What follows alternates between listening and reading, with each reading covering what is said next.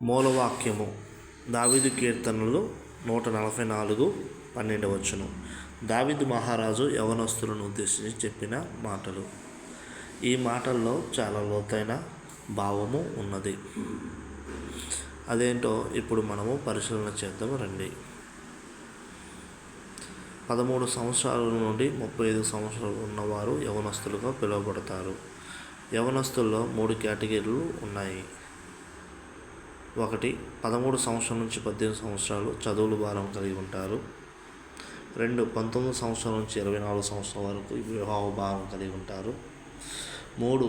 26 నుంచి 35 సంవత్సరాల వరకు పిల్లలలో భారం కలిగి ఉంటారు.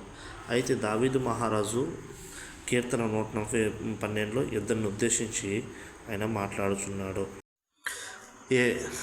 యంగబాయ్ యవనస్తుడికి ఎదిగిన మొక్క వలె ఉన్నారని పోల్చాడు. యవనస్తురాలకి నగరానికి చెక్కిన మూలకంబాల వలె ఉన్నారని పోల్చాడు. ఉదాహరణకు బైబిల్లో కొంతమంది యవనస్తుల గురించి ఆలోచించేస్తే దావీదు, దానియేలు, యోసేపు ఎందరో ఉన్నారు. వీళ్ళందరూ యవన ప్రాయంలో దేవునికి ఇష్టలుగా ఉన్నారు. యంగబాయ్ యవనస్తుడు ఎదిగిన మొక్క వలె ఉన్నారు.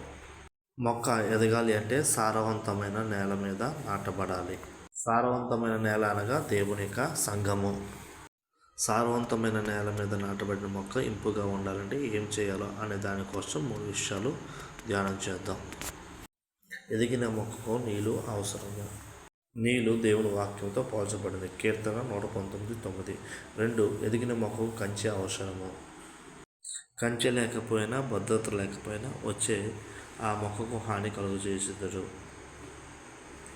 కాబట్టి ఎదిగిన మొక్కకు కంచె ఏ రీతిగా అవసరమో ఆత్మీయ జీవితానికి ప్రార్థన అంతే అవసరము.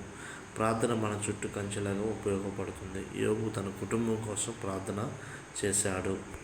సాతాను దేవునితో అంటాడు, నువ్వు యోబు చుట్టూ కంచె వేసేదివి కదా, కనీసం మీ కుటుంబంలో ఆసక్తితో ప్రార్థన చేస్తే మీ కుటుంబం చుట్టూ దేవుడు కంచె వేస్తాడు.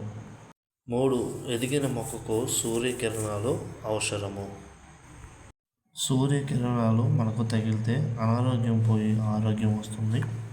సూర్యకిరణాలు మనకు తగిలితే రోగ నిరోధక శక్తి వస్తుంది. సూర్యకిరణాలు మనకు తగిలితే ఎముకలకు సత్తువ దొరుకుతుంది. నీళ్ళు అనగా వాక్యము, కంచె అనగా ప్రార్థన, సూర్యకిరణాలు అనగా దేవుని సావాసము. యవనస్తురాలు నగరానికి చెక్కిన మూలకంబము వలె ఉన్నారు. ఒక ఇల్లు నిర్మాణం చేసేటప్పుడు 4 పిల్లలు వేస్తాం, ఎందుకంటే స్ట్రాంగ్గా ఉంటుంది కాబట్టి. ఇల్లు నిర్మాణం చేసేటప్పుడు ఎందుకు 4 పిల్లర్స్ వేస్తారంటే పడిపోకుండా సపోర్టుగా ఉంటుందని. కుటుంబ వ్యవస్థ పడిపోకుండా, సమాజము పడిపోకుండా, దేశము పరువు పోకుండా నిలబెట్టేది ఎవరో అంటే యవన స్త్రీలు. 2. అంతేగాక ఇజ్రాయేలీ స్త్రీలు బహు సౌందర్యము కలిగి ఉంటారు.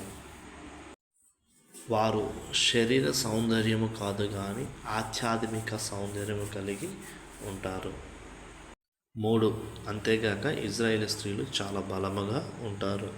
1 యోహాను రాసిన పత్రిక 2వ అధ్యాయం 14 ఈ విధంగా రాయబడి ఉన్నది.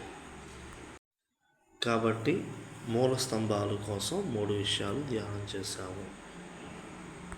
1. పిల్లర్స్ అనగా యవనస్తురాలు నిర్మాణానికి లేక కుటుంబానికి సపోర్టుగా ఉంటుంది. పిల్లర్స్ అనగా యవనస్తురాలు శరీర సౌందర్యం కాదు ఆత్మ సౌందర్యం కలిగి ఉండాలి. పిల్లర్స్ అనగా యవనస్తురాలు విశ్వాసంలో చాలా బలముగా ఉంటుంది.